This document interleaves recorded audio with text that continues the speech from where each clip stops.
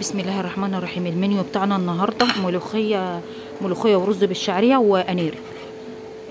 دي بوكيه جرنيه زي ما انتم شايفين، بصلايه وطماطميه، وحسب ما تحطوا عايزين تحطوا جزر. ودي ملوخيه اللي انا كنت مخزناها معاكم في الفيديو اللي كنت عاملاها في التخزين. وزي ما انتم شايفين ده الرز، يعني بوريكم الغدا بتاعنا ايه النهارده. ودي بصوا البذور بقى، يعني كنت زارعاها بصراحه وعمك طلعت العصافير كلوها.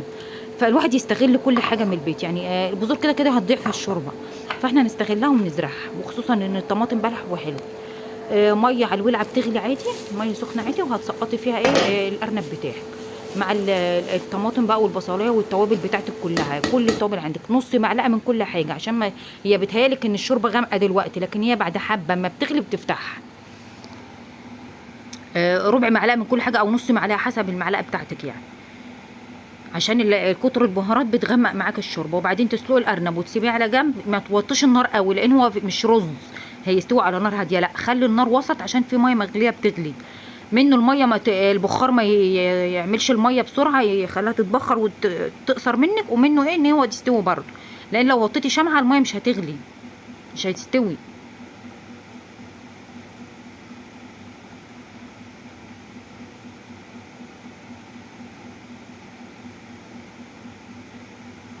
عما ده يستوي تكوني جهزتي بقيه الشغل بتاعك. هنا رز هنعمله الشعريه زي ما انتم شايفين، شعريه سايبه او شعريه اكياس اللي تحبوه، وزيت او سمنه برضو اللي تحبوه. دي بقى بقعد اعملها كده، ما بشيلش ايدي منها خالص زي ما انتم شايفين كده في الفيديو. وميه مغليه برضو للرز بتسهل عليكي الشغل، بدل انك تجيبي الحراف كده من فوق لتحت عشان مش تبقى لون ولون، كلها بتطلع معايا لون واحد ما شاء الله يعني، لان ما بشيلش ايدي زي ما انتم شايفين كده، مع اني مش بعرف اتحكم بالمعالق الكبيره قوي، خدت على المعالق الصغيره، بس كمان الحله كبيره فقلت مش هعرف اتحكم بقى بالمعلقه صغيره، وبتلاسع وكل حاجه، بس اللسع ده دليل على ان انت بتعملي الحاجه حلوه وراضيه بيها وكل حاجه.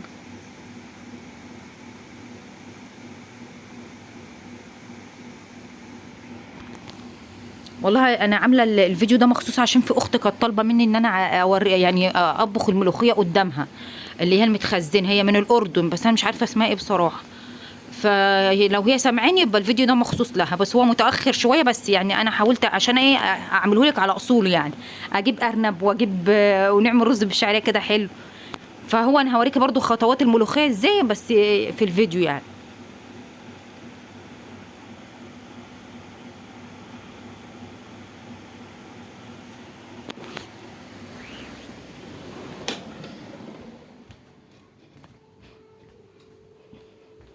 زي ما انتم شايفين بقى تحمير البصل الشعريه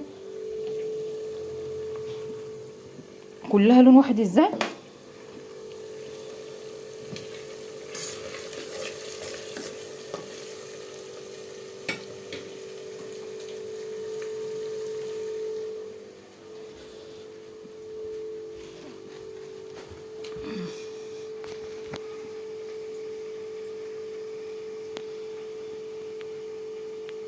كده بقى اللون بقى اوريكم اللون اللي هو لون واحد فاتح، ما تغمقوش، خلوها في درجه اول درجه الذهبي كده، لان كده كده هتفتح من ميه الرز.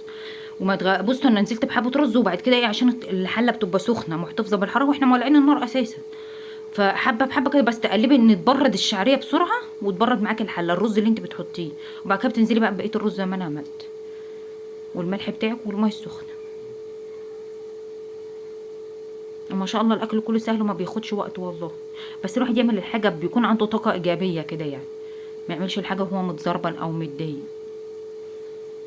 والشغلانه البدريه منسيه فعلا، يعني الواحد يعمل حاجته بدري ويقعد رايق.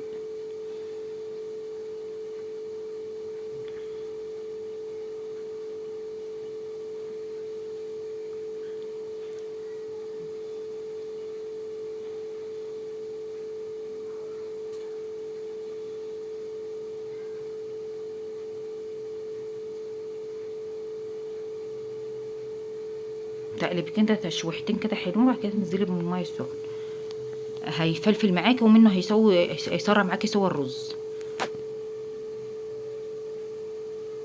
وتقلبي من تحت لفوق عشان ساعات الملح مش بيدوب، مع انه احنا بنبقى حاطينه هو بيدوب من السخونيه، بس ساعات بيسقط تحت برضه. وتوطي عليه بعد ما يغلى على النار العين الكبيره، وبعد كده هتعمليه البذوره. هي قلت لكم يعني احنا كنا مستعملين ملوخيه انا عاملاها عشان البتنجان المخلي، فبوريكم ان البذور سبحان الله بيبقى فيها رطوبه جوه في البذره نفسها، عشان هي محتفظه بالميه جوه في الليمونه في الفلفله. يعني ما شاء الله بصوا منبته ازاي. فخساره ان انتوا ترموا الحاجات دي، لو هتزرعوها ازرعوها في بلكونه، بتدي معاكم شكل جمالي حتى كمان. بصوا دي بقى يعني حاجه البيت كلها سبحان الله كلها خير وبركه. دي كيسين ملوخيه هم زي ما انتم شايفين. هي بتهيألك ان هي غامقه، هي فاتحه بس عشان هي ايه لونها زيتوني، مش خضره خضار يعني. مش لا الالوان الخضراء لها درجات. بتسيبوهم يسيحوا ويفكوا معاك، هتلاقوهم مكتلين كده. لو نزلتي بيهم في الشوربه مش هتفك منك لو حطيتها زي ما كده. وانا هوريك عن تجربه بعد شويه في الحله. في حبه مش فكوا مني من الضرب. لازم تربيها كده شويه بحبه شوربه. يعني الشوربه كانت بردت مني انا شويه، يعني مش ينفع تحط سخن على سخن، هتكتل منك برضو. انا كنت حاطه على الشوربه طماطم من اللي انا هحطها على الملوخيه، لان انتوا عارفين انا بعمل طشه توم بالطماطم. بدانك تفككي فيها كده بالمضرب السلك او بشوكه او بالمعلقه زي كده. لازم تفكي منك، لو ودانتها مكتله هتعوم على الوش، وهتشوفها في حله الملوخيه دلوقتي ان هي عايمه على الوش.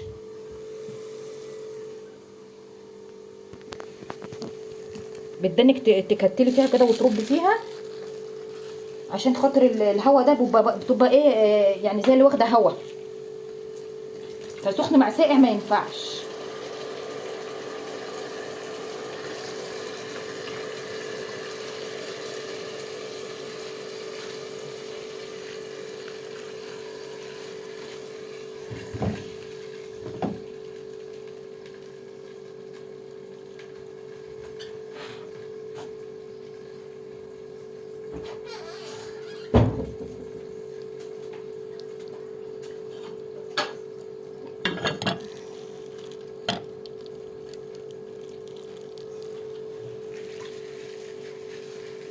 دي بقى التومه.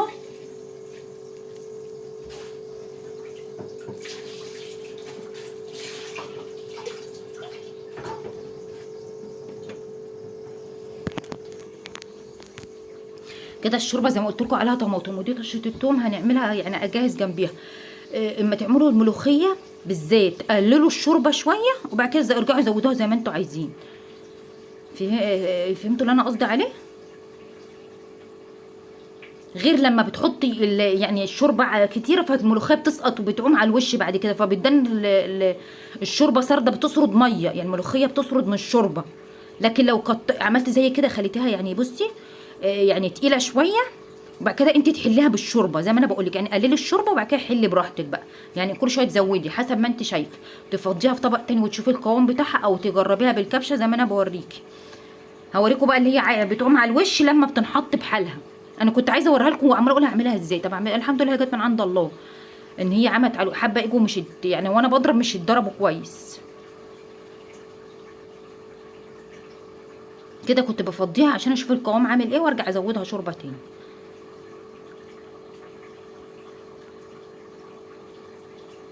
بس انا هزودها قدامكم برضو الشوربه، يعني هجيب حبه من الحله على طول. دي كده كنت بعمل ايه الصلصه. احنا بنحب نحط طماطمايه على الملوخيه بتديها طعم كده. كنت بزود حبه شوربه تاني كمان ازاي تطلع معاكي بقى. انت لو عايزاها تتغمس هتبقى تقيل وسط، عايزاها شوربه بتخففي بقى الشوربه برضو بالتدريج زي ما انا بعمل كده. وبعدين ما تدنكيش تغلي فيها، كل ما بتغلي بتطلع رغاوي. لكن والله لما شلت الرغاوي دي وسبتها هديت اتحولت لملوخيه. يعني مش رغاوي، مش حاجه وحشه، مش ريم يعني. كده القوام مظبوط. شفتوا بقى اللي قايمه على الوش دي؟ بصوا هتظهر لكم دلوقتي في الصوره. بصي مكتله ازاي، ما بتحلش من السخونيه.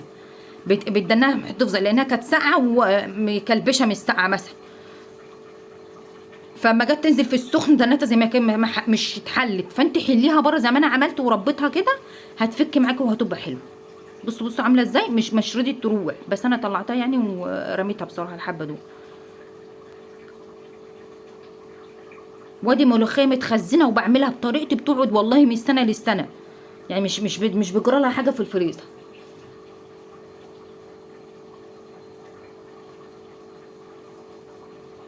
دي حبه فلفل وحبه ملح كده على بتاعه الملوخيه، طشه الملوخيه. عايزه تحطي كزبره دي براحتك، انا شلتهم بقى عشان هم عايمين على الوش فمش راضيين يتحلوا زي ما انتوا شايفين كده. وعلى فكره الرغوه لما بتهدى بترجع الملوخيه لطبيعتها تاني، بس انا كنت طفيت بقى النار كده عشان كل ما تقعدي تغلي في الملوخيه هتقعد ترغي منك.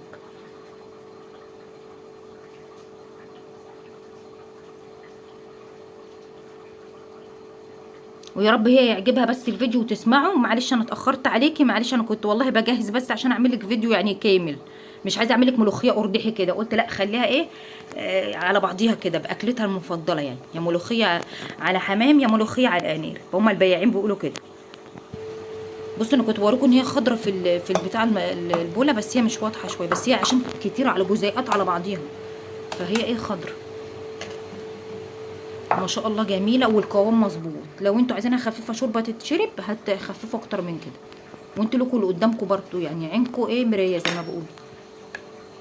بصوا خضرها جميل ازاي، ادي بتاعت الفريزر. انا بوريكي كمان على المعلقه يعني. ما شاء الله كانت اكله جميله وحلوه وما بتاخدش وقت ومحبوبه بصراحه يعني. احنا بنحب القنارف، في ناس كتير ما بتحبهاش بس احنا بنحبها يعني. وبتنجان مخلل وعيش، لو اللي عايز ياكل عيش مثلا ملوخيه بعيش واللحمه ياكلها بعيش ماشي. في ناس بتحب الملوخيه بالرز، انا ما اعرفش عمري ما اكلتها برز، انا باكلها بعيش او اشربها شوربه كده. والارنب حمرناه زي الفل وجميل، ويا رب يعجبها الفيديو وتشوفه. معلش انا اتاخرت عليك شويه، ولايك وشير واشتراك في القناه وتفعيل زر الجرس.